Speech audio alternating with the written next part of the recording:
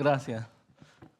Para compensar un poco lo que dice Walter, he estado recientemente de viaje.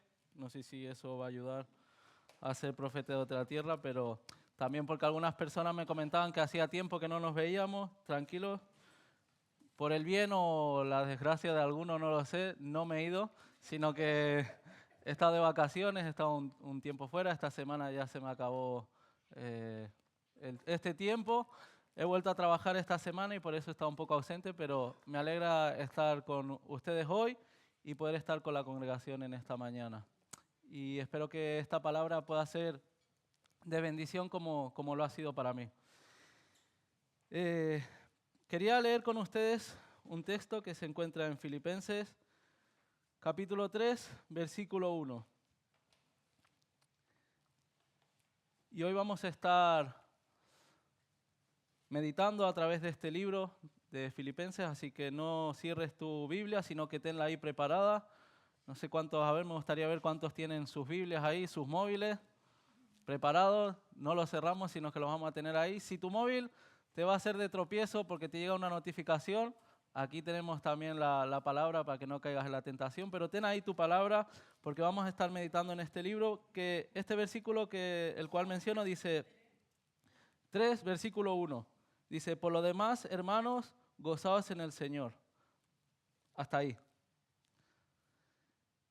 Cuando leía este libro de Filipenses, pensaba un poco en mi vida y también pensaba un poco en, si me lo permiten, en el estado de nuestra congregación, porque Filipenses tiene una particularidad y es que Pablo no les recrimina mucha cosa a Filipenses. No es una carta de exhortación como puede ser que encontramos, por ejemplo, en Corintios o en otras cartas donde hay iglesias donde hay problemáticas por ahí muy grandes, circunstancias que se tienen que resolver.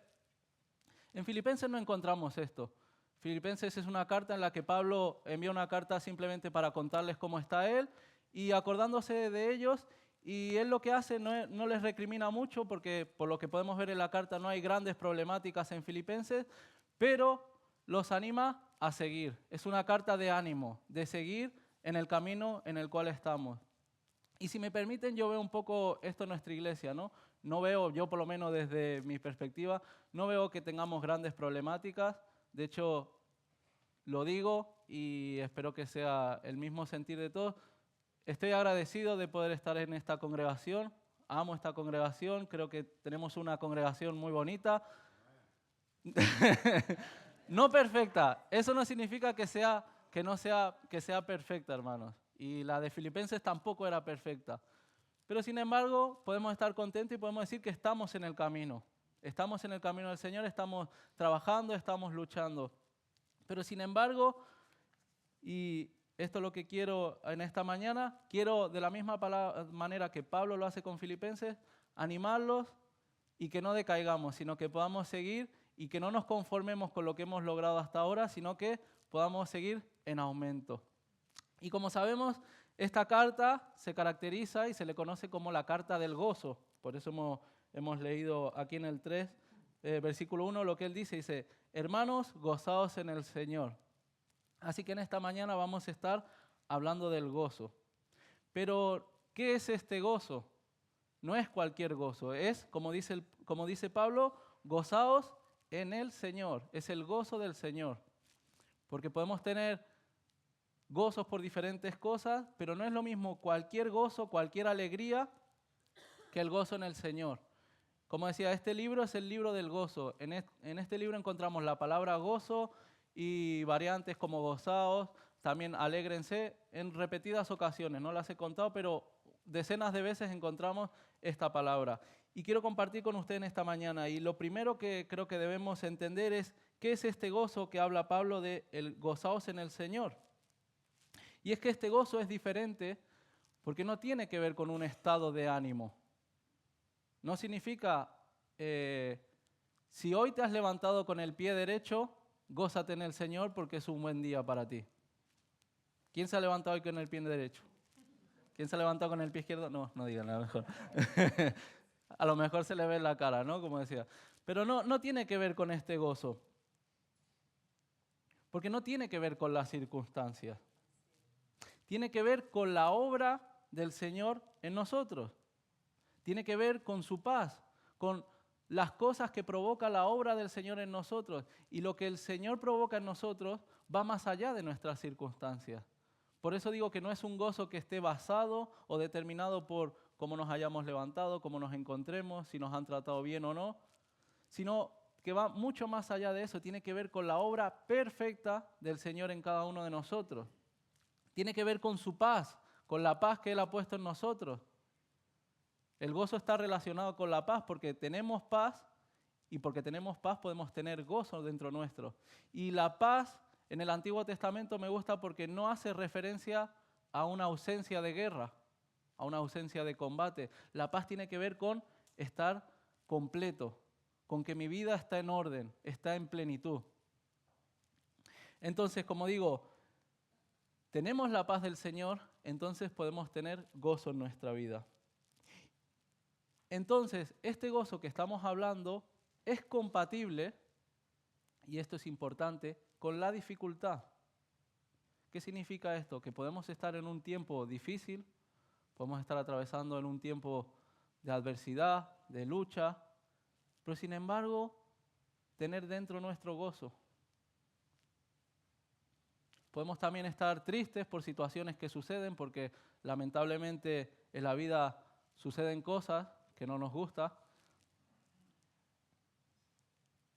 Pero podemos tener gozo dentro nuestro, a pesar de la tristeza, a pesar del lamento, a pesar de las dificultades, puede haber gozo dentro nuestro. Todo esto lo vamos a desarrollar más adelante, pero es importante que lo tengamos en cuenta.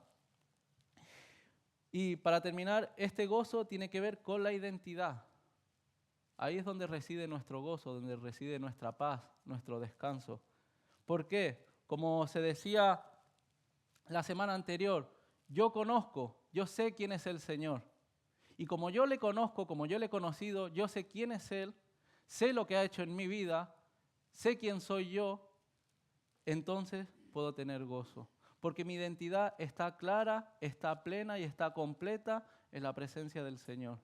Porque yo sé que mi identidad no depende de mis circunstancias, no depende de cómo me encuentre, dónde esté, a dónde me dirija, sino que mi identidad está arraigada, está sustentada, mi vida está sustentada por la obra de Cristo.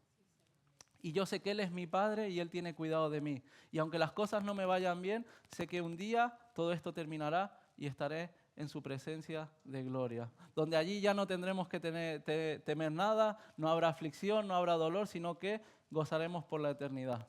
Pero mientras tanto tenemos que batallar y convivir con esta realidad de que tenemos que tener gozo aún en medio de todas estas adversidades. Entonces, me gustaría que pudiéramos ver 3 áreas donde se desarrolla este gozo a través de este libro y algunos de los peligros que pueden amenazar a nuestro gozo y algunas indicaciones que podemos encontrar en este libro para tener cuenta para que nuestro gozo no se vea mermado, al contrario, sino que pueda ser en aumento. ¿Amén? ¿Me acompañan en esta mañana? El primer punto que quiero compartir con ustedes es que hay gozo en la casa de Dios. Si vamos al capítulo 1, vamos a leer del versículo 3 al versículo 6. Dice lo siguiente: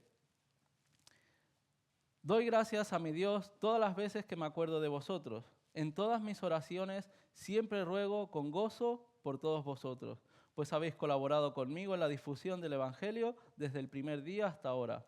Estoy seguro de que Dios, que comenzó en vosotros la buena obra, la irá llevando a término hasta el día de Jesucristo.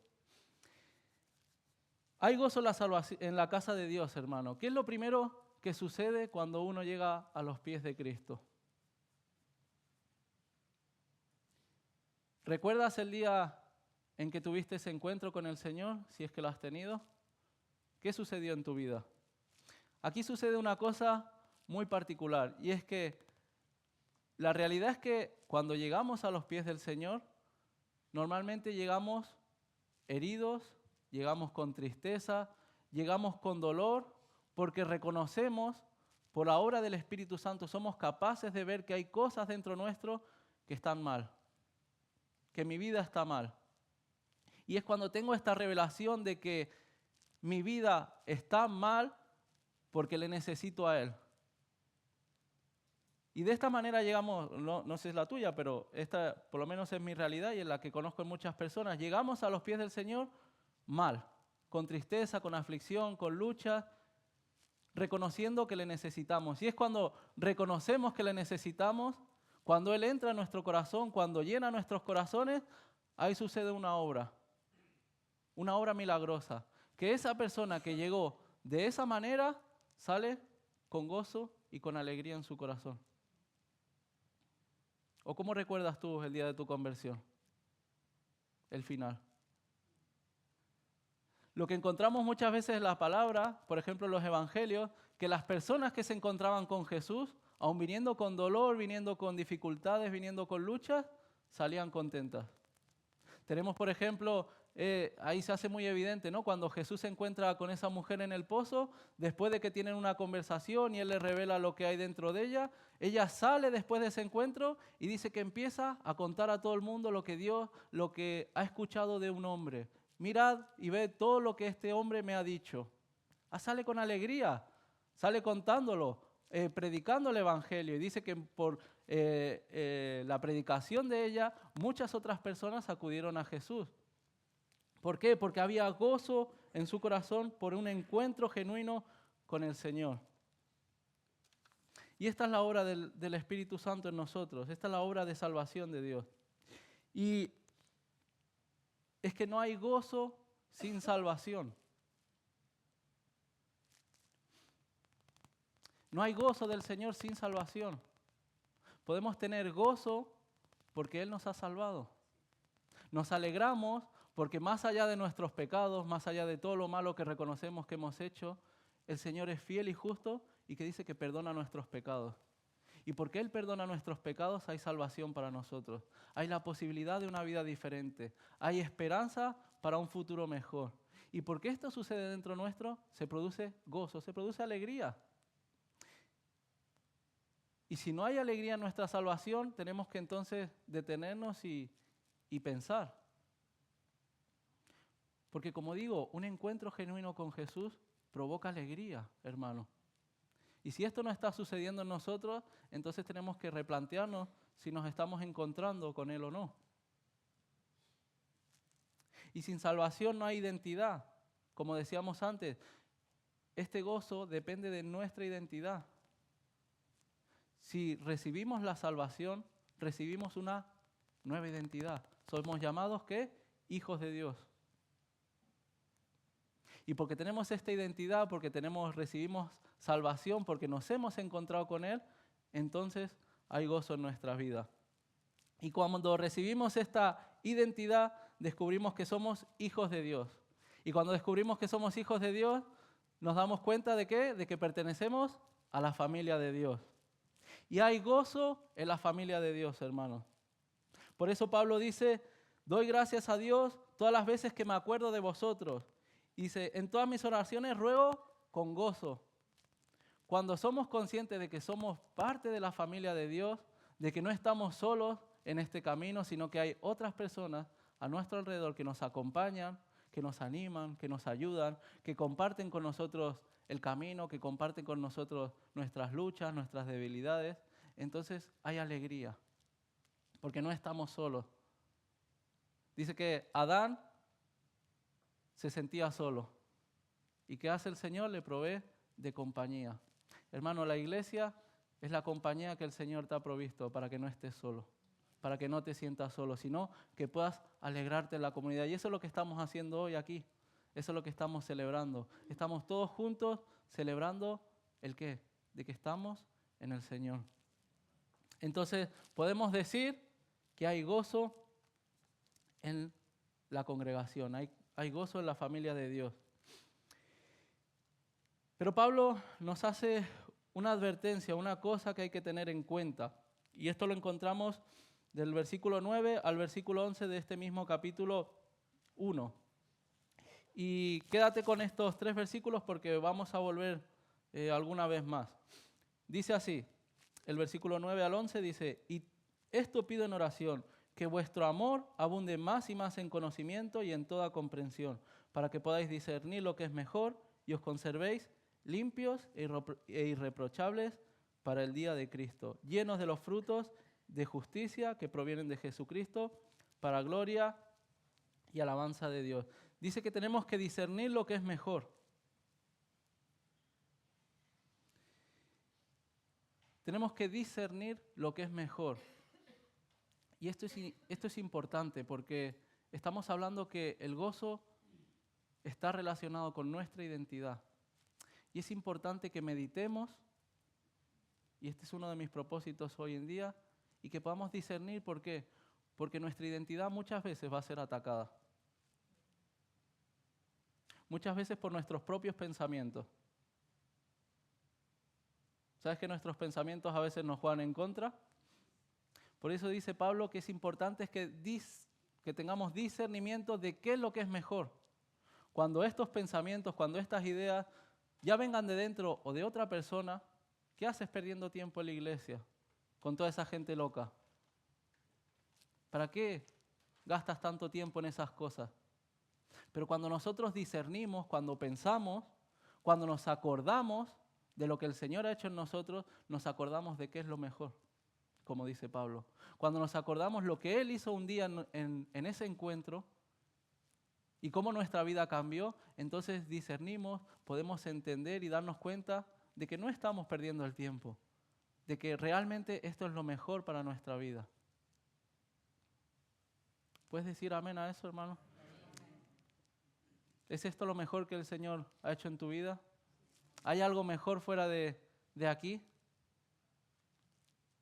¿Hay algo mejor fuera de estar en la presencia del Señor? Así que tenemos que tener cuidado con esto, con nuestros pensamientos, con las ideas que se promueven en el mundo y mantenernos firmes, hermanos. Que recordemos qué es lo mejor para nuestra vida. En segunda parte, hay gozo en la comunión. Vamos a leer el capítulo 2, del versículo 1 al versículo 4. Dice lo siguiente: por tanto, si hay en vosotros algún consuelo en Cristo, si algún estímulo de amor, si alguna comunión del Espíritu, si algún afecto entrañable y compasivo, llenadme de alegría sintiendo lo mismo, teniendo un mismo amor y siendo uno en espíritu, sintiendo una misma cosa. No hagáis nada por rivalidad o por vanagloria, al contrario, hacedlo con humildad, considerándoos inferiores a los demás. Que no mire cada uno por lo suyo, sino también por lo de los demás. Hay gozo en la comunión, hermanos. Hay gozo y hay alegría cuando hay unidad. Porque si no hay unidad, ¿qué significa? Que hay rivalidad.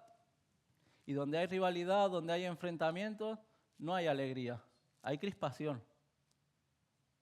Hay bronca. Hay ira. Hay resentimiento. Entonces, hay gozo y hay alegría cuando hay unidad. Y hay unidad cuando hay algo en común.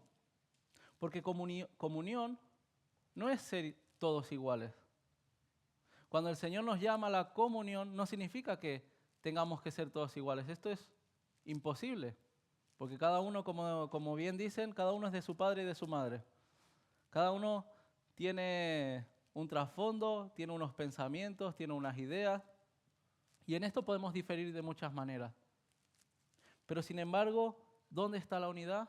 En que a pesar de todo eso, a pesar de todas esas diferencias de nuestra cultura, de nuestra crianza, de nuestra educación, tenemos todos algo en común. Y eso es lo que nos une.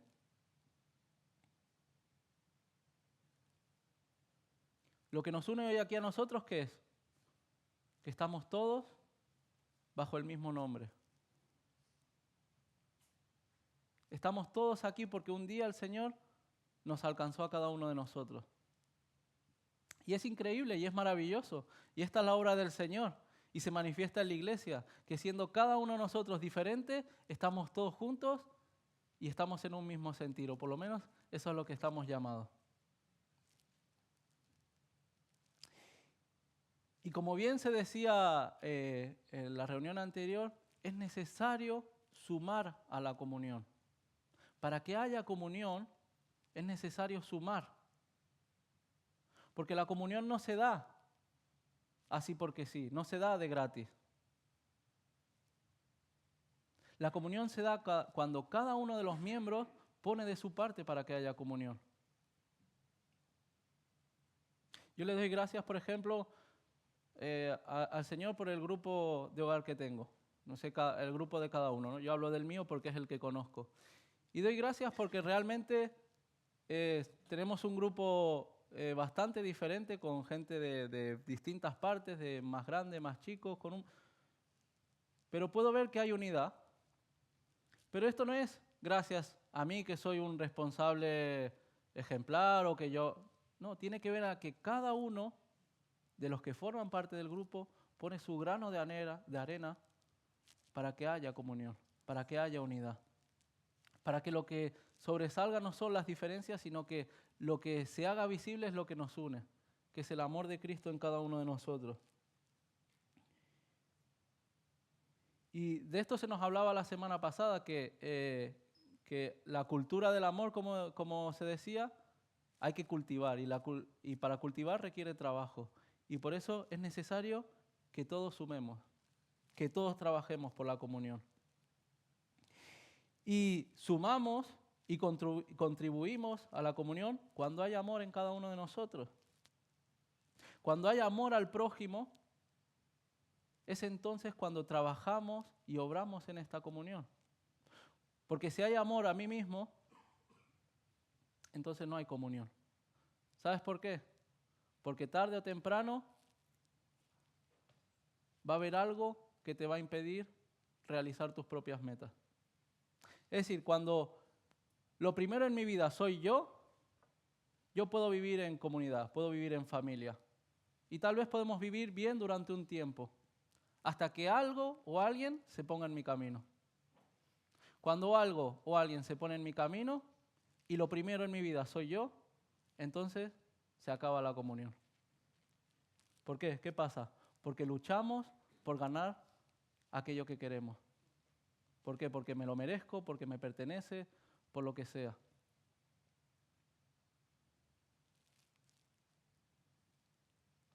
Entonces es cuando hay amor al prójimo, cuando el otro va en primer lugar, cuando velamos por el bien de todos, cuando encontramos la comunión.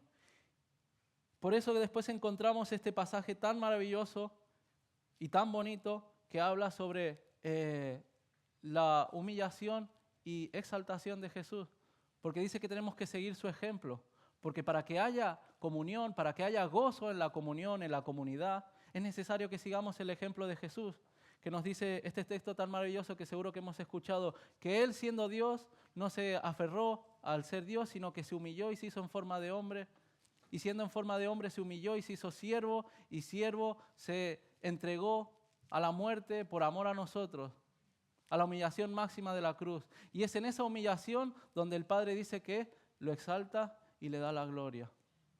Pero tenemos que seguir su ejemplo en que Él no se aferró a lo suyo, sino que por amor a cada uno de nosotros lo dejó todo. Y dice Pablo que para que haya comunión, para que haya gozo en la comunión, en la comunidad, es necesario que sigamos el ejemplo de Jesús. ¿Y qué hizo Jesús? Ponerse Él en el último lugar, por amor a cada uno de nosotros. Y realmente esto no es algo que pueda surgir naturalmente de nosotros, sino es por la obra del Espíritu y por la obra de Dios en nosotros. Es porque Él primero nos enseñó el camino que nosotros podemos seguir su ejemplo. Y tenemos que seguir velando, hermanos, por la comunión y por la comunidad.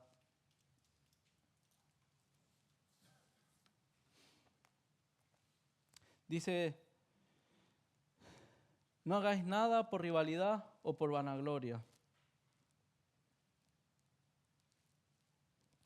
Sin amor tampoco se pueden resolver conflictos. Y sin amor también lo que sucede es que hay murmuración. Dice un poco más adelante en el versículo 14, dice, haced todo sin murmuraciones ni discusiones. Cuando no hay amor, hay murmuración.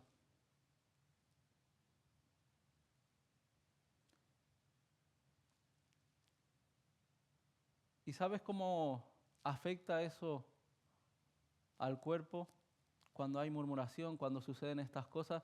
Yo no sé si te ha tocado estar en un trabajo donde hay un ambiente laboral muy malo, pero realmente, lo digo de corazón, a mí me ha tocado, a lo mejor no el peor del mundo, pero he estado en algún ambiente laboral donde los compañeros, donde hay murmuración, y no se lo deseo a nadie, porque convivir cada día en ese ambiente te termina desgastando y uno no se da cuenta y llega un momento en el que uno se hace cómplice y se hace parte de todo ese ambiente. Y uno mismo empieza a murmurar y a hablar mal de este y porque el otro y porque el jefe.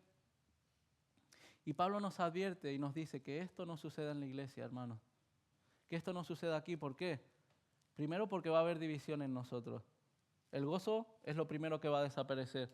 Y no solo eso, sino que encima nuestro trabajo de ser luz para el mundo, de compartir la palabra, imagínate que viene una persona aquí y lo primero que se encuentra es con murmuración, con divisiones, va a salir corriendo. Porque eso ya uno lo encuentra en cualquier parte. Entonces, vamos a trabajar, hermanos, y en esto los quiero animar. Vamos a seguir trabajando. Hemos trabajado mucho hasta ahora y damos gracias a Dios, pero vamos a seguir trabajando, vamos a seguir poniendo nuestro grano de arena para que podamos seguir en comunión, para que el gozo de la comunión no se pierda entre nosotros. Amén. Y un ejercicio que podemos hacer, el cual es muy bueno y nos puede ayudar en esta tarea, es el que hace David al final del Salmo 139. Examina, oh Dios, mi corazón. Es necesario que cada uno de nosotros seamos examinados. ¿Sabes por qué? Hay pecados de los cuales nosotros somos conscientes, pero sin embargo nos cuesta batallar con ellos. El propio Pablo dice, hay veces que hay cosas que no quiero hacer, sin embargo las hago. ¿Por qué? Porque son más fuertes que yo. Un ejemplo muy fácil de entender es una persona que tiene una adicción, por ejemplo. Es algo que le supera, con lo que la persona que tiene la adicción llega a un punto en que lo sabe, lo es consciente. Pero es tan fuerte que no puede con ello. Y esto pasa muchas veces nosotros y tenemos que pedirle al Señor porque en estos casos probablemente solo la obra del Señor nos pueda ayudar. Cuando son cosas que son más fuertes que nosotros, solo la intervención divina nos puede ayudar.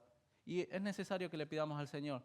Pero creo que incluso aún más peligroso, o por lo menos igual de peligrosos, son aquellos pecados de los que no somos conscientes. Esas actitudes que están en el fondo de nuestro corazón, de las cuales muchas veces no somos conscientes. A lo mejor todo el mundo se da cuenta, menos nosotros. Todo el mundo sabe que tal persona peca de lo que sea, menos esa persona, porque no tiene revelación. Dice, ¿cómo no se puede dar? No es consciente. Por eso es importante que hagamos este ejercicio. Examina, oh Dios, mi corazón y mira si hay algo dentro de él que tenga que ser cambiado. Y de esta manera podremos trabajar en esta comunión y en el gozo de la comunión. Y nos podremos gozar todos juntos y dar gracias a Dios por la comunión que tenemos. Amén. Y por último punto, hay gozo en la obra de Dios, hermanos. En el capítulo 4 vamos a leer el versículo 1 y luego del 4 al 7. Dice así, así que, hermanos míos, amados y añorados, mi alegría y mi corona, manteneos firmes en el Señor, amados míos. Regocijaos en el Señor siempre, otra vez digo, regocijaos. Que vuestra bondad sea conocida por todas las personas, el Señor está cerca. No estéis preocupados por nada, sino más bien dad en conocer vuestras peticiones delante de Dios en toda oración y ruego con acción de gracias. Y la paz de Dios, que sobrepasa todo entendimiento, guardará vuestros corazones y vuestros pensamientos en Cristo Jesús. No podemos seguir a la meta, como habla muchas veces Pablo, si no es con gozo, hermanos. Él dice que vuestra bondad sea conocida. El gozo del Señor es algo que es contagioso. La gente recibe, de la misma manera que hablábamos recién, cuando uno entra y ve ese ambiente turbio, tenso, de la misma manera cuando una persona entra y hay un gozo genuino del Señor en la congregación, eso también es recibido por la gente. Y muchas veces la gente ni lo entiende. Pero entiende de que un día fui a la iglesia, fui al grupo de hogar y sentí algo ahí que me atrapó. No sé qué era, pero había algo ahí que me llegó hasta aquí. Eso, hermanos, es el gozo del Señor. Es lo que está hablando Pablo, que vuestra bondad sea conocida. Que lo que el Señor ha hecho en nosotros salga a la luz por sí misma. No porque nosotros hagamos algo por demostrar, sino porque es la obra misma del Espíritu obrando en medio de la iglesia. Dice Mateo capítulo 5, versículo 14 al 16. Dice, vosotros sois la luz del mundo. Una ciudad sentada sobre un monte no se puede esconder. Ni se enciende una luz y se pone debajo de un almud, sino sobre el candelero y alumbra a todos los que están en casa. Así alumbre vuestra luz delante de los hombres, para que vean vuestras buenas obras y glorifiquen a vuestro Padre que está en los cielos. ¿Cómo podemos alumbrar viviendo afligidos?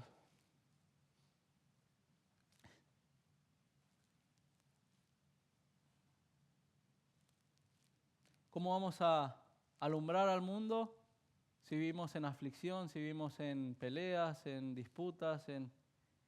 ¿Cómo vamos a alumbrar? Ahora, ¿se puede tener gozo en medio de la aflicción? Para que podamos cumplir con nuestro propósito como iglesia, ¿es necesario que todo nos vaya bien? ¿O podemos cumplir con nuestro propósito aún en medio de la dificultad y de la aflicción? La realidad es que no es incompatible vivir en aflicción, pero seguir siendo luz. De hecho, mira lo impresionante que es. Si tú lees esta carta, si no fuera porque en un versículo lo menciona, no te imaginarías que Pablo está escribiendo esta carta desde la cárcel. Él está hablando sobre el gozo del Señor estando encarcelado, atado a un soldado.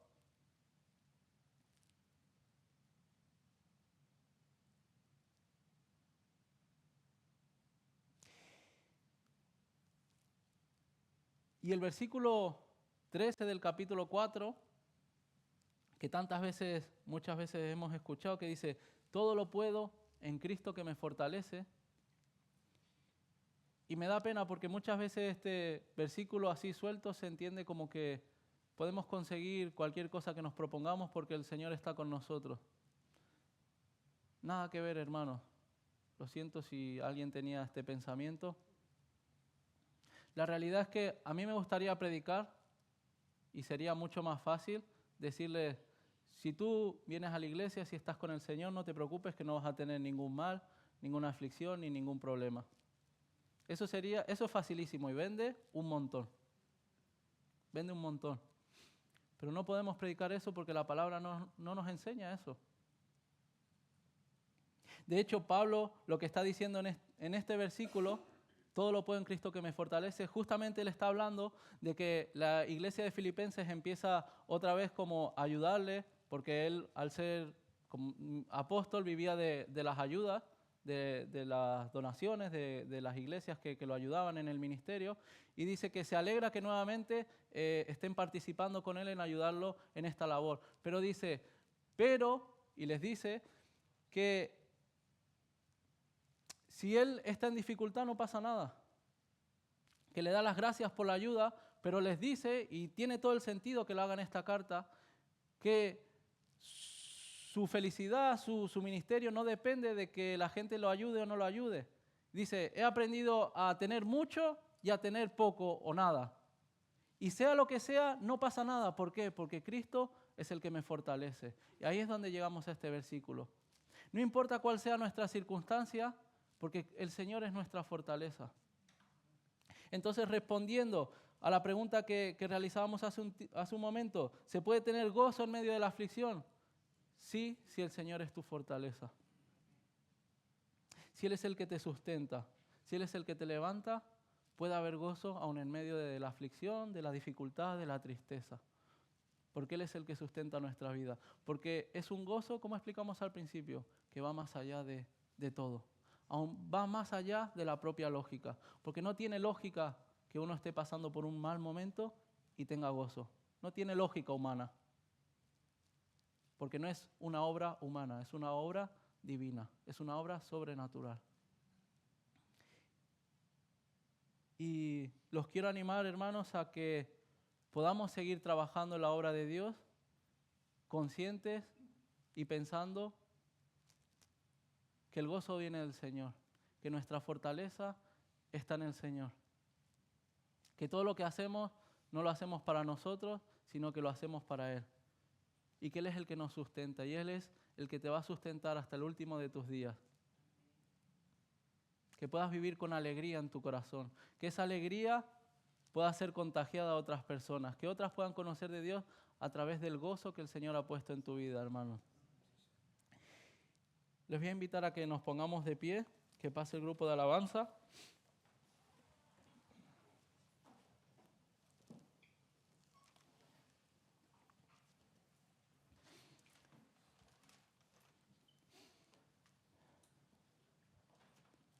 Y les quiero dejar con para que podamos reflexionar en todo esto, unas palabras que se encuentran aquí mismo en el libro. Son 2 textos, uno se encuentra en el 1, el cual ya hemos leído, y otro en el capítulo 4. Dice del 9 al 11 que ya hemos leído, dice: y esto pido en oración, que vuestro amor abunde más y más en conocimiento y en toda comprensión, para que podáis discernir lo que es mejor y os conservéis limpios e irreprochables para el día de Cristo, llenos de los frutos de justicia que provienen de Jesucristo, para gloria y alabanza de Dios. Y del 8 al 9 del capítulo 4 dice: por lo demás, hermanos, pensad en todo lo verdadero, en todo lo honesto, en todo lo justo, en todo lo puro, en todo lo amable, en todo lo que es de buen nombre, si hay en ello alguna virtud, si hay algo loable, pensad en ello. Lo que aprendisteis, recibisteis y oísteis y visteis en mí, esto haced, y el Dios de paz estará con vosotros. Te invito a que podamos hacer este ejercicio, a que pensemos en la obra del Señor en nosotros, a que puedas pensar en todo lo que el Señor ha hecho en tu vida y que por medio de su Espíritu Santo puedas recibir en esta mañana el gozo del Señor. Y que te dé las fuerzas para seguir adelante, para seguir trabajando. Aún estés en conflicto, aún estés en dificultad, que sea el gozo del Señor el que sustenta tu vida, el que te dé las fuerzas para seguir adelante. A que puedas seguir alumbrando allí donde estés. Que no seas cómplice del trabajo del enemigo, el cual busca división y murmuración, sino que seas cómplice de la obra del Señor que viene a traer libertad. Que seas cómplice de la obra del Señor, el cual viene a traer gozo en un mundo que está en aflicción.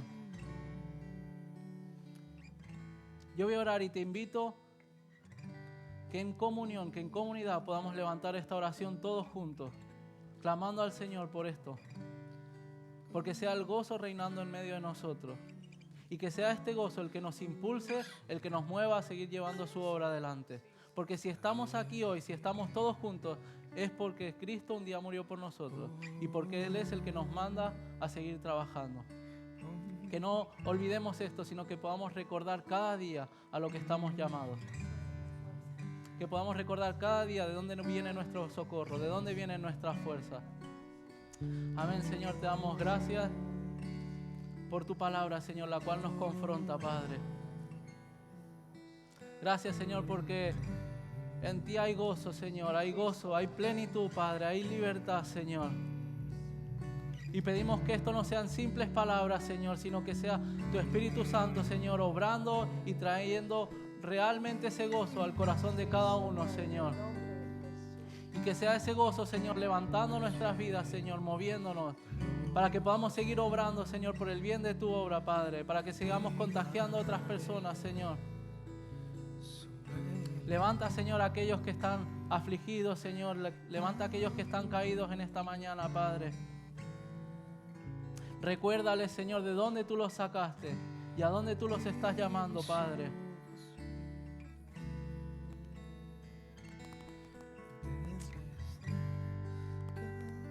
Amén, Señor. Gracias, Padre, por tu palabra.